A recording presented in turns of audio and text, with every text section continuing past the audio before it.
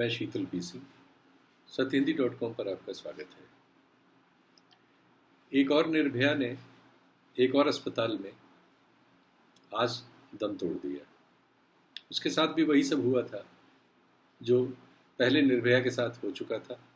उसके पहले तमाम अनाम निर्भयाओं के साथ ये होता रहा है और उसके बाद तमाम नाम वाली निर्भयाओं के साथ ये होता रहा है। हाथरस की बच्ची थी।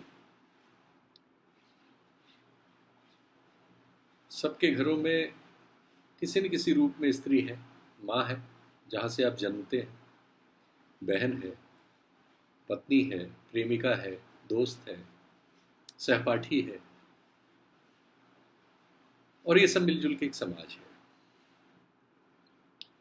पता नहीं कब अतीत में, इतिहास में समाज इस तरह का बना कि उसमें पुरुष ने प्रधानता ले ली और स्त्रियों को उसने एक ऑब्जेक्ट में बदल दिया, वस्तु में बदल दिया। तब से स्त्री और पुरुष, स्त्री अपने को मनुष्य साबित करने में के लिए संघर्ष करती हुई जी रही है और पुरुष उसको वस्तु बनाए रखने के लिए अनवरत पुराने गढ़े हुए कायदों, सड़ी हुई मान्यताओं, अवैज्ञानिक कुतर्कों और हर तरह के प्रपंच और छल के जरिए उस एक पुरानी बदमाशी को स्थापित करने में लगा हुआ है। और इसके जो विद्रूप हैं इतने बुरे हैं कि उसे किसी एक कार्यक्रम में, एक किताब में, एक समय में, एक क्लास में, एक जीवन में न उसको उकेरा नहीं जा सकता। तो निर्भया पर बात करें, फिर आपसे एक अपील कर लें, चूँकि इस तरह के काम करते हुए हम लोग आपको लगातार ही तंग कर रहे हैं कि आप हमारे इस कार्यक्रम की बात के लिंक पे जाएं, उसमें जो सदस्यता अभियान है उसमें शामिल हों और जिससे सत्य हिंदी को चलाते रह सकें। लेकिन मैं फिर उसी पर लौटना चाहता हूं जो हाथरस की बच्ची के साथ हुआ। वो हम आप में से किसी की भी बच्ची है, और जब इस तरह से आप इसको देखेंगे तो फिर देख नहीं पाएंगे।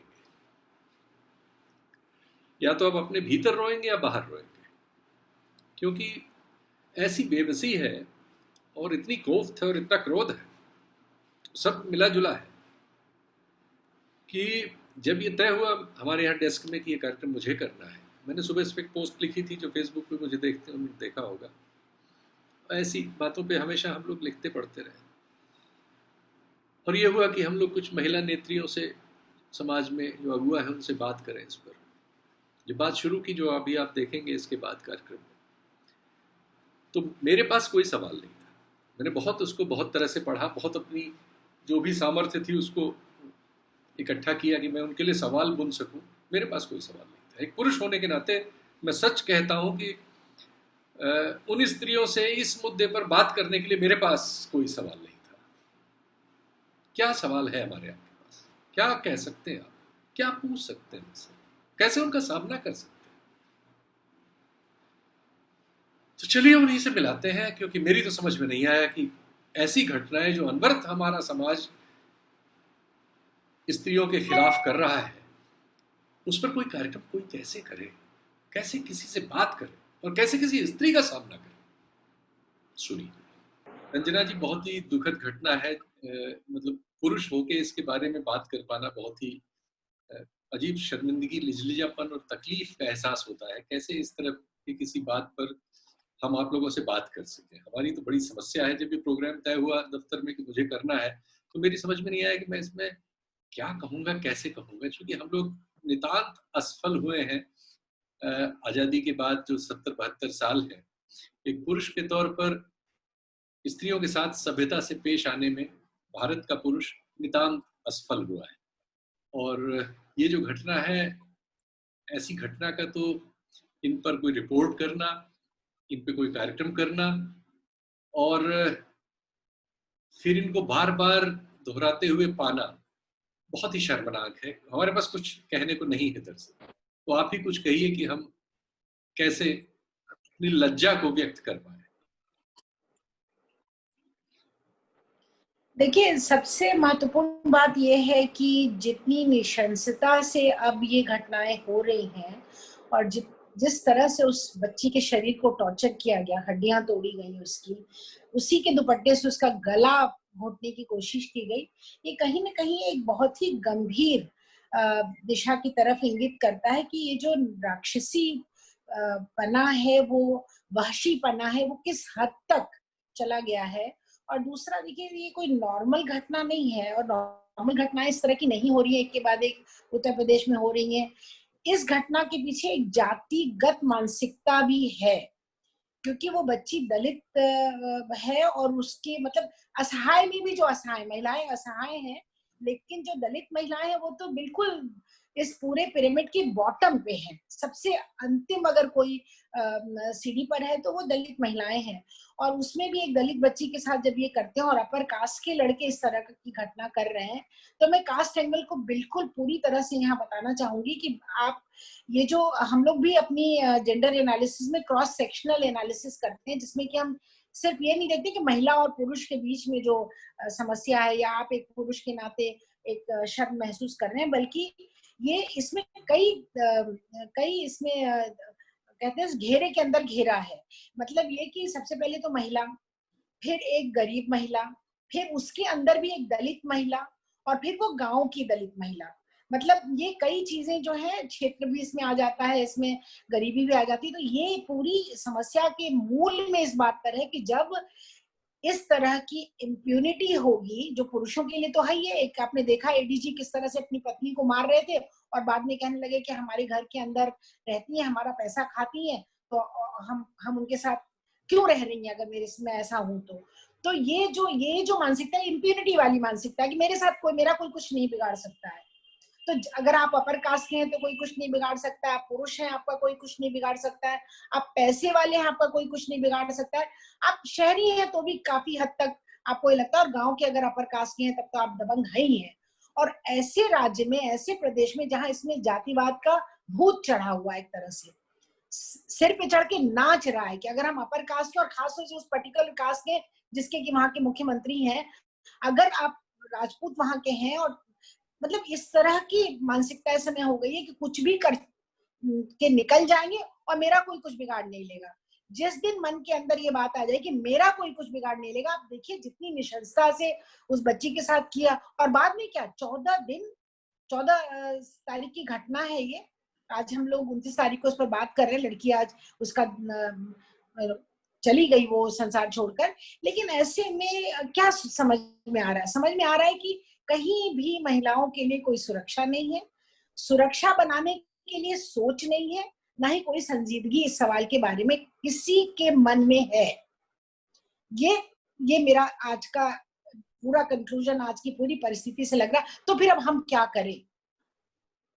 नीलू जी, प्रेस ने इस मामले को जिस तरह से अब तक लिया है, क्योंकि प्रेस एक बंबई के मामले को पिछले कई महीनों से, कई हफ्तों से लगातार ले रहा है और सिर्फ उसी मामले को ले रहा है। उसके अलावा देश में बहुत सारी चीजें हैं जिनमें से वो किसी को अटेंड नहीं कर रहा है। ये घटना लगभग वैसी ही बड़ी घटना है जैसी ये घटना पर दिल्ली में बहुत बड़ा आंदोलन हुआ था। उसके बाद कानून बदला, कानून में बहुत सख्तियां आई। उस घटना में कुछ लोगों को फांसी तक की सजा हो गई अब तो, बहुत सारे हल्ले गुल्ले के बाद। और फांसी के बहुत सारे लोग समर्थक नहीं हैं दंड के इस विधान के, लेकिन इसके बावजूद उस मामले में एक स्वर था लोगों का कि बिल्कुल जो भी अधिकतम संभव है कानून के शासन में, कानून की सामर्थ्य में, वो किया जाना चाहिए। आपने सही कहा शीतल जी कि जिस समय निर्भया का केस हुआ था और जिस तरह से मीडिया उस समय एकजुट हुआ उस पूरे इंसिडेंट को कवर करने के लिए, जिस तरह से एक जागरूकता टीवी चैनल्स पर देखी गई और ग्राउंड पर भी जिस तरह से एक लोगों का जो हुजूम वहां पर उठा था, लेकिन आज इतने सालों के बाद जब एक फिर से एक इस तरीके का इंसिडेंट आता है तो बेहद दुर्भाग्यपूर्ण है। लेकिन इस समय जो मीडिया का जो रोल है वो बहुत ही संदिग्ध है और मीडिया को मैं बिल्कुल इनसेंसिटिव कहूंगी। If in clear terms if I have to say that media has become very very insensitive when it comes to covering events like rape. और जहां तक बलात्कार के जो केसेस हैं, अब आज इस लड़की की जान चली गई, अभी इतना अच्छी तरह से रंजना जी ने जिस इंसिडेंट के बारे में बोला है, तो ये हाथरस का इंसिडेंट क्यों? अगर आप यूपी के क्राइम रेट, आप क्राइम के अगर आप रेप के स्टैटिस्टिक्स निकाल कर देख लें, तो बुलंदशहर, उसके बाद लखीमपुर खेरी, बहुत सारी जगह पर, गोरखपुर, ऐसे इंसिडेंट्स भी उन्नाव सामने से आए थे। शुरू हुआ था। उन्नाव में एक विधायक जी थे जिनके पक्ष में सरकार पूरी मदद कर रही थी, बाद में तो हायर कोर्ट्स ने उसमें इंटरवीन किया, वरना तो वो सब छुपा हुआ था। बिल्कुल, आज वाले केस में भी ये देखिए कि ये जो जिस लड़की की मौत हुई है, उसके परिवार वालों ने यही बोला कि पहले 10 दिन तक कोई सुध नहीं लिया पुलिस वालों ने, सिर्फ जब थोड़ा शोर मचा तब जाकर पुलिस ने एफआईआर दर्ज की है। तो जो रंजना जी इस बात को कह रही हैं कि जिस निशंसता से लोग वहां पर पेश आ रहे हैं, और specially male mindset, not any offence meant towards male, लेकिन जो मेल्स की सेंसिटाइजेशन है, और खासकर यूपी जैसी जगह में जहां पर बहुत ज्यादा जाति की प्रिज्म से चीजें देखी जाती हैं, एक मेल डोमिनेंस देखा जाता है, तो ऐसे केसेस में वहां पर मेल सेंसिटाइजेशन सिर्फ यूपी में ही नहीं, लेकिन वो बहुत ज्यादा जरूरी है। आज परिवार के लेवल पर हम मेल्स की अपब्रिंगिंग किस तरह से कर रहे हैं, हम जो सेक्स एजुकेशन है उसको किस तरह से ले रहे हैं, ये बहुत सारे ब्रॉड इश्यूज हैं। और जब भी कोई रेप इंसिडेंट होता है, हम हमेशा इन सारे इंसिडेंट्स के बारे में बात करते हैं, तो मीडिया थोड़े दिन बात करता है और उसको फिर सब भूल जाते हैं। तो अब शायद वक्त मैं नीलू जी ये पूछना चाह रहा था कि मीडिया ने इस मामले में और इस तरह के मामलों में ये भेदभाव करना क्यों शुरू कर दिया है कि वो कुछ मामले लेता है, कुछ नहीं लेता है? क्या अब बिल्कुल मीडिया नियंत्रित है कि वो क्या करेगा, क्या वो खबर को लीड बनाएगा, किस खबर पे बहस करेगा? यानी अब इतनी बड़ी घटनाएं और इतनी दुखद घटनाएं भी उसकी परिधि से बाहर कर दी गई हैं। ये ऐसा वक्त शायद मीडिया का मेरी जानकारी में तो नहीं है। आपका अनुभव क्या है? ये मेरा सवाल है। देखिए शीतल जी, आपने बिल्कुल सही बात ये कही, और जिस तरीके से मीडिया को कंट्रोल करने की कोशिश की जा रही है, अभी सुदर्शन टीवी का जो केस था उसमें आपने देख लिया कि किस तरह से एक हलफनामा दिया है सुप्रीम कोर्ट में, और ये कहा गया है कि नहीं, अब डिजिटल मीडिया को रोकने की ज्यादा जरूरत है। बार बार उनका जो पॉइंटर है वो डिजिटल मीडिया पर जाता है कि टीवी के लिए तो गाइडलाइंस बनी हुई है, अखबारों के लिए गाइडलाइंस बनी हुई है, अब डिजिटल मीडिया के लिए है। अब जितना भी आउटरेज है, जो पब्लिक आउटक्राई है, वो डिजिटल मीडिया पर दिख रही है, ट्विटर पर दिख रहा है, जितनी भी सोशल मीडिया प्लेटफॉर्म्स है उस पर दिख रहा है। तो जाहिर सी बात है कि जो कंट्रोल हम अभी तक टेलीविजन पर देख रहे थे, और टेलीविजन का कंट्रोल आपको बिल्कुल साफ नजर आता है कि इस समय भुखमरी है, अर्थव्यवस्था इतनी बुरी एक स्थिति से गुजर रही है, टीवी चैनल्स उसको कितना दिखा रहे हैं। आप अगर प्रोपोर्शन में उसको गिने तो आप देख लीजिए कि सुशांत राजपूत और जो ड्रग का केस है उसको परसेंटेज ऑफ कवरेज आप देखिए, उसको कवरेज टाइम कितना टीवी चैनल्स पे दिया जा रहा है। तो ये एक इस बात को कहना कि मीडिया इस समय बिल्कुल एजेंडा ड्रिवन है, सरकार इसे डिक्टेट करती है या नहीं करती, I will not be in a position to say that very clearly in clear terms, because you need to have evidentiary statements with you and papers with you, but it is very very clear कि इस समय media बिल्कुल agenda driven है। सरकार को जो चीजें नापसंद होती हैं वो मीडिया करने की कोशिश नहीं करता है। आप ये देख लीजिए कि जिस लड़की की जान गई, 19 साल की लड़की जिसकी की आज मौत हुई, आज किस मीडिया रिपोर्टर की हिम्मत है कि वो आज स्मृति ईरानी के सामने एक मुंह पर माइक रखकर ये बात बोले। मुझे याद है, हम निर्भया का केस था उस समय, हम शीला दीक्षित ने बिल्कुल literally we used to shove the mic in her mouth and get bites. लेकिन आज किस रिपोर्टर की ये हिम्मत है कि स्मृति ईरानी के सामने जाकर खड़ा होकर बोले कि स्मृति ईरानी जी, आप क्या योगी आदित्यनाथ से ये सवाल करेंगी कि यूपी में इतना क्राइम रेट क्यों बढ़ गया है? तो आज कहीं ना कहीं एडिटर्स इसके लिए रिस्पॉन्सिबल है। रिपोर्टर्स को बहुत ज्यादा दोष नहीं दूंगी, क्योंकि reporters generally are governed by the editors, the management, तो सबको आज दोषी इसमें कराना पड़ेगा कि आज मीडिया इतना इंसेंसिटिव इसलिए है क्योंकि आज वो किसी न किसी एजेंडा से गवर्न है, और वो एजेंडा सरकार का ही है। सरकार जो चाहती है वही मीडिया कर रहा है। रंजना जी, जो हम कानून से अधिकतम मांग सकते थे वो हम मांग चुके हैं, मृत्युदंड, और इस मामले में मृत्युदंड का पालन होना शुरू हो गया है, और बहुत सारे मामलों में बहुत जल्दी इनके फैसले भी आ जा रहे हैं।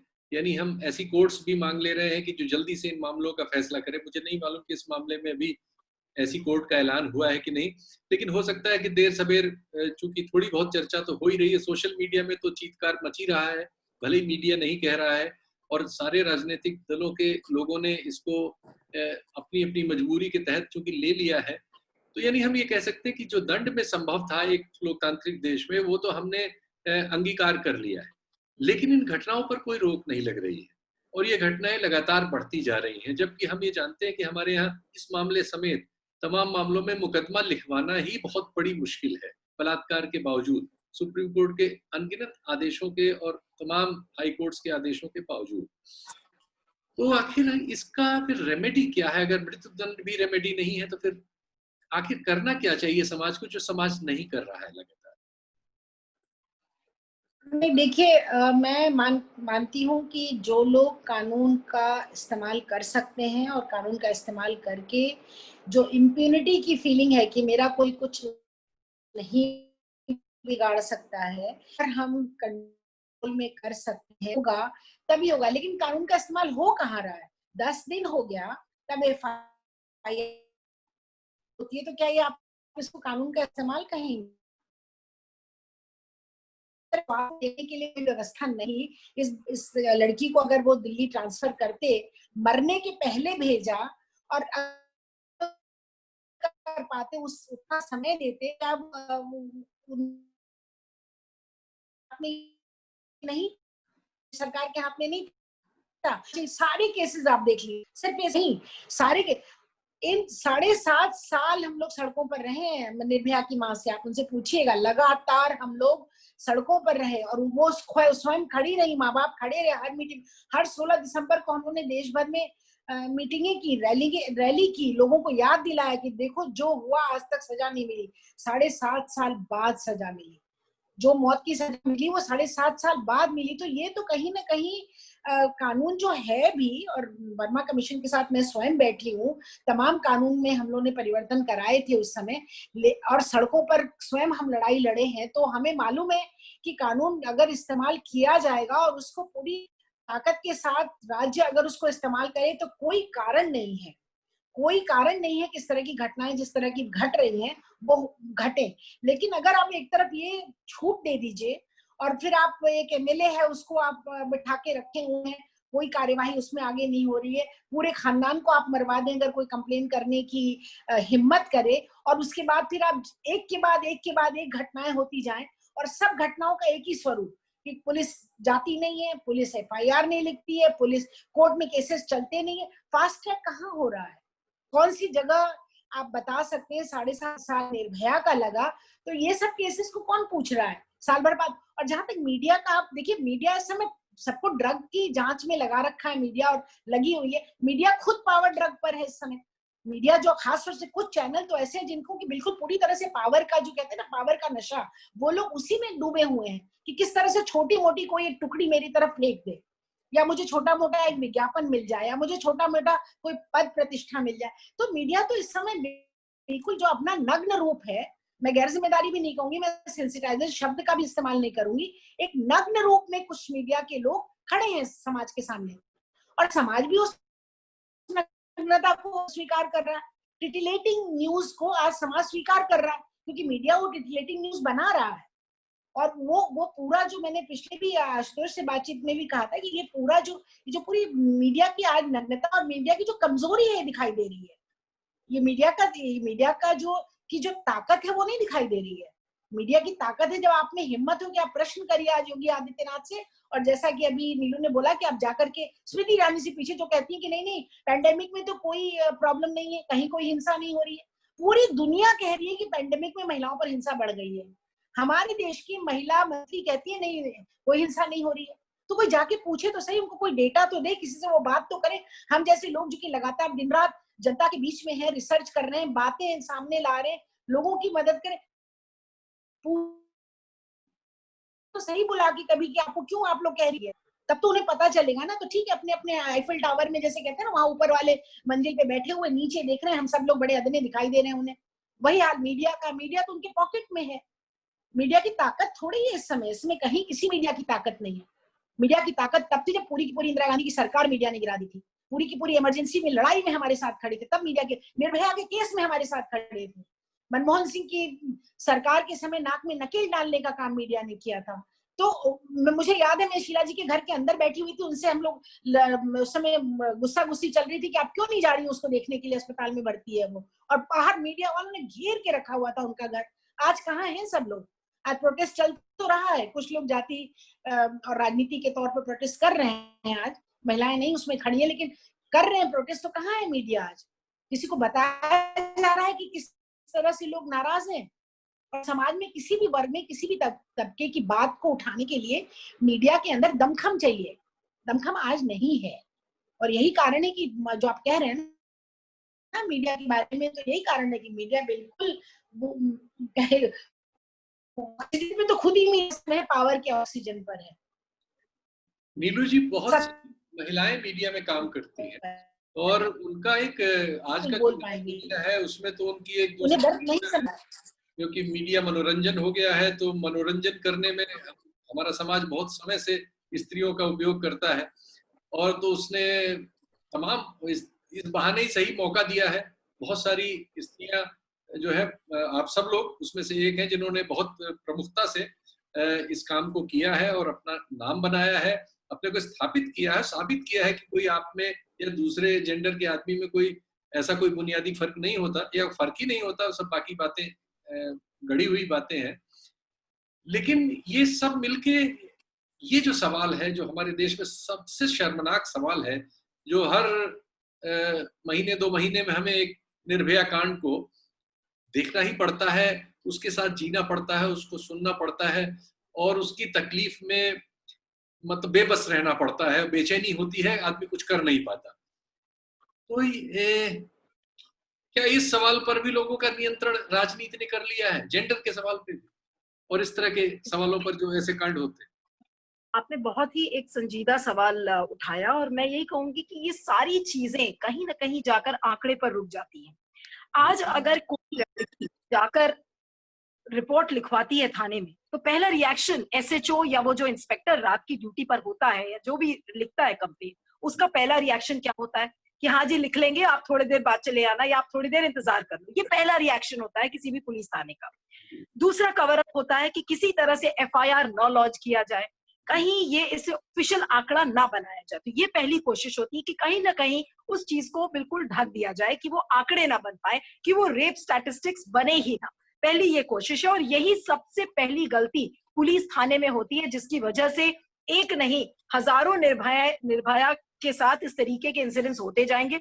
आपको मैंने पहले भी बताया कि अभी हम कह रहे थे कि आपने कहा कि हर महीने अगर आप एनसीआरबी का आंकड़ा उठा के देखिए तो हर 15 मिनट में इस समय भारत में कोई ना कोई एक रेप इंसिडेंट हो रहा है। वो बात दूसरी है कि मीडिया इस समय बिल्कुल इनसेंसिटिव हो चुका है, और जैसा कि रंजना जी ने कहा, मैं बिल्कुल इत्तेफाक रखती हूँ कि बिल्कुल नग्न रूप जो मीडिया का है वो इस समय सामने है। तो मीडिया तो बिल्कुल इस बात के लिए कभी ये इन चीजों को दिखाएगा ही नहीं कि कितने रेप केसेस हो रहे हैं, कितना क्राइम बढ़ रहा है। कुछ ऐसे चैनल्स हैं जो कि आज क्राइम को लेकर शो भी करते भी हैं, तो कैसे वो टिटिलेटिंग शोज होते हैं जिससे उनको टीआरपी मिलती है। हम इशू बेस्ड क्राइम शोज कितने आज हो रहे हैं, कितने प्लेटफॉर्म्स पर हो रहे हैं, जो वाकई में जो संजीदी जो सीरियस सवाल है वो तो नहीं उठा रहा है मीडिया। तो कहीं ना कहीं ये सारी चीजें आंकड़ों में आकर छुप गई हैं। अब रही बात कि कोई भी रेप इंसिडेंट होता है तो हम 2-3 सवाल सारे मीडिया वाले उठाते हैं कि ऐसा क्यों हो रहा है। तो क्यों हो रहा है, तो मीडिया क्यों नहीं दिखा रहा है, सबसे बड़ा ये सवाल है। हम बात करते हैं कि हमारा जो जुडिशियल सिस्टम है वो बिल्कुल फेल हो चुका है। हम जुडिशियल सिस्टम स्पीडी ट्रायल्स की हम बात करते हैं, लेकिन मीडिया क्या कंसिस्टेंटली उन इश्यूज को दिखाता है कि जिसकी वजह से स्पीडी जस्टिस मिले लोगों को? ऐसा नहीं हो रहा है इस समय। तो आंकड़े, स्पीडी जस्टिस, हम हार्श पनिशमेंट की बात करते हैं, तो जैसा रंजना जी कह रही थी कि फास्ट ट्रैक कोर्ट्स की हमने बात की, जयस वर्मा की कमेटी की जो रिपोर्ट आई थी उसके बाद भी हमने फास्ट ट्रैक कोर्ट्स की बात की। लेकिन फास्ट ट्रैक कोर्ट्स भी क्या, निर्भया से ज्यादा हाई प्रोफाइल केस मेरे ख्याल से अभी भी किसी भी रेप केस का नहीं हुआ है। और अगर उसको इतने साल लग गए तो आप ये सोच सकते हैं कि आज इस लड़की को भी, जो 19 साल की लड़की जिसने आज दम तोड़ा है, इसके क्या परिवार को न्याय इतनी जल्दी मिल पाएगा? हम मीडिया वाले बैठकर आज हम बात कर लेंगे, लेकिन उस परिवार पर क्या गुजरेगी? और उससे भी बड़ी बात, जो एक रेप केस जो पब्लिक आउटक्राई के बीच में उठकर आता है, वो किस तरीके की मैसेज देता है समाज में, वो आज बहुत बड़ी चीज है। आज कितनी लड़कियां होंगी जो हिम्मत जुटाकर एक पुलिस स्टेशन में जाकर अपनी कंप्लेंट लिखा पाएंगी? उनको भी यही लगेगा, वो डीमोटिवेटेड फील करेंगी, उन्हें लगेगा कि कोई फायदा नहीं है, जस्टिस तो मिलेगा ही नहीं, तो जैसे है आप वैसे रह लीजिए। तो इस तरीके का जो एक माहौल बन गया है, मीडिया जिसको ताकत समझा जाता था, इस समय रीढ़ विहीन हो चुकी है। मीडिया के पास इस समय स्पाइन नहीं है कि वो किसी भी इशू को उठा सके, और खासकर वो इश्यूज जो कि सरकार को पसंद नहीं है। और सरकार कोई भी वैसा इशू पसंद नहीं करती है जिसमें कि सरकार की आलोचना होती है। तो क्या वो रेप केसेस हो, चाहे अर्थव्यवस्था हो, चाहे किसी भी चीज को लेकर आप हो, आप देख लीजिए एक सिलसिलेवार तरीके से जहां पर सरकार की आलोचना हो रही है, मीडिया उन चीजों को कवर नहीं कर रहा है। और वो जो कहते हैं ना कि Nero played the flute while the Rome burn, तो वो वही हाल है इस समय अपने देश में भी, कि इतने सीरियस इश्यूज से इस समय पूरा देश घिरा हुआ है, लेकिन हम किस चीज को लेकर ढोल बजा रहे हैं इस समय कि रिया चक्रवर्ती का क्या होगा, सुशांत राजपूत का होगा, क्या होगा। तो आज 19 साल की लड़की के साथ बलात्कार हो गया तो उसे कौन पूछेगा? कोई भी नहीं पूछेगा। ये तो हमारे और आप जैसे लोग हैं, या रंजना जी जैसे लोग, कुछ लोग हैं आज जिनकी वजह से थोड़ा सा लॉजिक और सैनिटी जिसको मैं कहूँ वो आज बरकरार है। और वरना तो आप देख लीजिए चारों तरफ, किसी भी टीवी चैनल को, किसी भी अखबार को उठा के देख लीजिए, कितनी ऐसे इंसिडेंट्स कवर हो रहे हैं। तो बहुत ही दुर्भाग्यपूर्ण है। और मुझे आपको सही बताऊं, मैं अपने एक्सपीरियंस से बता रही हूँ, निर्भया केस, उसके अलावा भी बहुत सारे रेप केसेस किए, इतने सारे, मैं पैनल डिस्कशंस खुद रंजना जी के साथ कर चुकी हूँ। Each time I do a panel discussion, each time I conduct a show, and I feel very disheartened because I am hopeless. I have no hope left that anything very positive is going to come out. इसको समेटने के लिए रंजना जी आपसे ही पूछते हैं कि जो ये कह रही हैं होपलेसनेस जो पैदा हो गई है, हम सब लोग उसको फील करते हैं और बड़ी ही अजीब सी विद्रूप स्थिति होती है। जैसा कार्यक्रम के शुरू में मैंने आपसे कहा भी था कि समझ में नहीं आता कि ऐसा कोई कार्यक्रम जब करना पड़ता है तो क्या आपसे हम बोलें और कैसे सवाल गढ़ें। सच्चाई तो ये है कि हम अजीब से लिजलिजेपन में खुद को फील करते हैं। कैसे संभव करें, क्या हो सकता है, हमारा भविष्य क्या है? रंजना जी आपसे। देखिए, महिलाओं के साथ जो आज हो रहा है एक राजनीतिक मुद्दा है। ये कोई समाज को अगर आगे ले जाने के लिए तरह तरह की योजनाएं बनती हैं, या अर्थव्यवस्था को आगे ले जाने के लिए तरह तरह के प्लान बनते हैं, या मान लीजिए कि कुछ भी, तो ये आगे ले जाने की अगर मंशा हो तो उसका एक राजनीतिक जवाब है। वो जवाब ये है कि आप कानून को पूरी तरह से लागू करेंगे। आप जब भी इस तरह का केस जो हुआ है अभी, ऐसा केस अगर होता है तो तत्काल फास्ट ट्रैक कोर्ट बनाएंगे और एकदम फैसला होगा और समाज के सामने फैसला रख दिया जाएगा कि ये करके आप बच के नहीं निकल सकते हो, ये करोगे तो आपको सजा मिलेगी। ये राजनीतिक मंशा का सवाल है कि अगर आप आगे ले जाना चाहते हैं, महिलाओं को बराबरी देना चाहते हैं, तो फिर आप इस सवाल को पार्लियामेंट के अंदर उठाएंगे। आप पार्लियामेंट को रोकेंगे काम करने से जब तक इस पर कोई फैसला नहीं आता है। यूपी की स्टेट असेंबली को चलने नहीं देंगे, प्रोटेस्ट करेंगे। जितने वहां political so called elected leader हैं, जो लोग, लीडर तो मैं नहीं मानती हूं उनको, लेकिन जो भी प्रतिनिधि हैं चुने हुए, वो लोग इस सवाल पर सरकार को नकील डालेंगे, बोलेंगे, पूछेंगे कि ऐसा क्यों हो रहा है। तो ये कहीं ना कहीं महिलाओं से जुड़े हुए जो प्रश्न है भारतीय समाज के अंदर, हर किसी को सूट करता है कि कुछ न कुछ होता रहे, महिला की अस्मिता पर हमला होता रहे, महिलाएं डरी बैठी रहे, माँ बाप भी डरे बैठे रहे कि लड़की को बाहर नहीं जाने देना है, खेत खलिहान नहीं जाएगी, नौकरी करने नहीं जाएगी, बस में बैठेगी तो कुछ हो जाएगा। मतलब ये भय का माहौल, और औरत के अंदर जो एक आत्मसम्मान और उसके अंदर जो एक आत्मविश्वास पैदा हो रहा है, उस पर चोट करते रहो। तो ये एक राजनीतिक षड्यंत्र के जरिए भी है। तभी तो आप देखिए, संसद में आप उठा के देखिए, हम लोग तो हर बार की पार्लियामेंट की कंटेंट एनालिसिस करते हैं कि पार्लियामेंट में क्या हुआ, किन विषयों पर बातचीत हुई। आप विश्वास नहीं करेंगे कि 3 से 4% भी महिलाओं की समस्या पर बातचीत वहां नहीं होती है। भले ही ऑर्नामेंटल लोग हैं ना, थोड़ी सी महिलाएं हैं, जैसे हम आभूषण पहन के आपके सामने बैठ गए तो बड़ा अच्छा लगा, हमें भी अच्छा लगा और देखने वालों को भी अच्छा, इस टाइप से महिलाओं का उपयोग करते हैं राजनीति में। ये उपयोग हो रहा है। अगर महिलाओं में दमखम होता तो आज एंजेला मेर्केल नहीं होती हिंदुस्तान के अंदर, आज जसिंता नहीं होती जो पार्लियामेंट के अंदर बैठ के अपने बच्चे को दूध पिला रही थी और उन्होंने कहा to hell with it, this is my child, I want to do. तो मतलब ये हमारी महिलाओं में जरा आप देखिए ना, चाहे वो राजनीति में है, कहीं पर भी है, दबी हुई है, डरी हुई है, कमजोर है, क्योंकि पूरा का पूरा हमारा अस्तित्व और हमारा राजनीतिक अस्तित्व उन लोगों पर निर्भर करता है जो कि आज हमारी सत्ता में बैठे हुए लोग हैं, और वो सब पुरुष हैं। आप 90% जहां पुरुष सत्ता का नियंत्रण हो, परिवार के अंदर की सत्ता का तो लगभग पूरा ही नियंत्रण होता है, और अगर समाज की सत्ता का भी नियंत्रण हो, धर्म की सत्ता का भी नियंत्रण हो, और राजनीति में भी हो, तो फिर ये राजनीतिक प्रश्न है। और राजनीतिक प्रश्न का जब महिलाओं को बराबर का दर्जा मिलेगा, संसद में भी मिलेगा, विधायिकाओं में भी मिलेगा, make a woman leader, she will resolve this issues. आप बनाइए, महिला को सामने लाइए, पर आप अगर वो उनको गहना गुड़िया बना के बैठाए हुए हैं सजा, तो वो उससे बदलने वाला नहीं है ये। और जहां तक इस लड़की का सवाल है, मैं ये बात कह के अपनी बात समाप्त करना चाहती हूँ, इसको तत्काल फास्ट ट्रैक में डाल करके इन दरिंदों को जितनी कड़ी सजा, और ये 6 महीने के अंदर देश देखे कि हाँ ये हो गया, क्योंकि सब कुछ क्रिस्टल क्लियर है, कौन लोग थे ये साफ साफ है, लोगों ने पहचाना है, कहीं कोई तहकीकात की जरूरत नहीं है, कहीं कोई ड्रामा करने की जरूरत नहीं है। ये दरिंदे हैं और इन्होंने इस तरह की हरकत की है जो मानवता पर पूरी एक कलंक वाला काम इन्होंने किया। आज आपका सर भी शर्म से झुका है, हमारा तो समझ लीजिए मन ही आज एकदम, जब से ये घटना हुई है तब से समझ में नहीं आ रहा है कि क्या करें, किस तरह से हम समाज से जवाब मांगे। तो ऐसी घटना का तत्काल, और एक दलित बच्ची के साथ जिस तरह से घटना की गई है और जिस तरह से इन दरिंदों ने, जो कि अपर कास्ट के थे, इसमें कास्ट एंगल भी मैं बिल्कुल भूलना नहीं चाहूंगी, कड़ी से कड़ी सजा तत्काल मिले, तब तो हम मानेंगे कि हाँ कहीं न कहीं सचमुच महिलाओं की अस्मिता को बचाने के लिए इस देश में कोई प्रयास हो रहा है। आप दोनों लोगों का बहुत बहुत धन्यवाद, आपने समय दिया और ऐसी दर्दनाक स्थिति में हम लोग मन की बात कर सके। उम्मीद है कि दर्शकों को भी समझ में आएगी चीज़, और शायद इस समाज को इस लायक बनाने में कि जब आँख मिला के हम दूसरे जेंडर से बात कर सकें, वो अपना योगदान करेंगे। बहुत बहुत धन्यवाद आपको। नमस्कार। सत्य हिंदी के और वीडियोस को देखने के लिए हमारे YouTube चैनल को सब्सक्राइब करें और सीधे नोटिफिकेशन पाने के लिए बेल आइकन दबाएं।